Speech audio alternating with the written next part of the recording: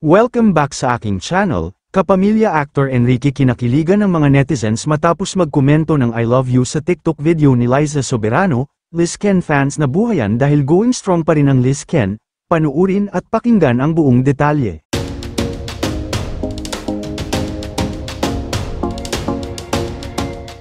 Muling ngang nabuhayan ng Liz Ken fans dahil sa naging komento ni Enrique Hill kay Liza Soberano. Matatandaan kasi na makailang beses nang napabalita na hiwalay na si Ken at ang girlfriend at dating love team na si Liza Soberano. Ito'y matapos piliin ni Liza ang Hollywood career kaya naman binuwag nito ang tambalan nila ni Ken. Kasunod nito, sabay-sabay na lumabas ang mga ulat na hiwalay na ang dalawa. Matatandaan na mismong talent manager pa ni Liza Soberano ang nagsabi na hiwalay na ang Liz Ken ayon sa kanyang mga pinagkakatiwalaang source.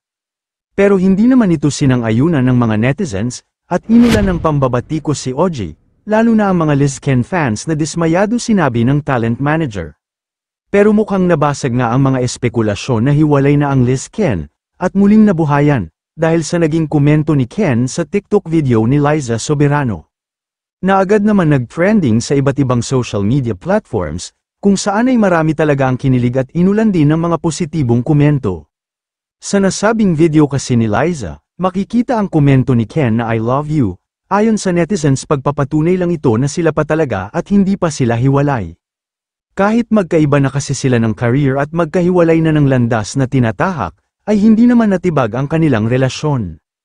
Kaya naman sobrang saya ngayon ng kanilang fans, na nawalan na ng pag-asa, dahil sa paniniwalang hiwalay na ang Liz Ken.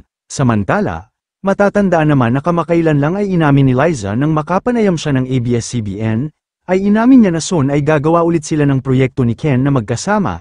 Hindi naman binanggit kung teleserye ba o pelikula, pero ang sigurado lang dito ay muli silang mapapanood soon, at magbabalik ang tambalang Liz Ken. Kayo mga ka-showbiz, anong masasabi nyo sa ating showbiz topic ngayon?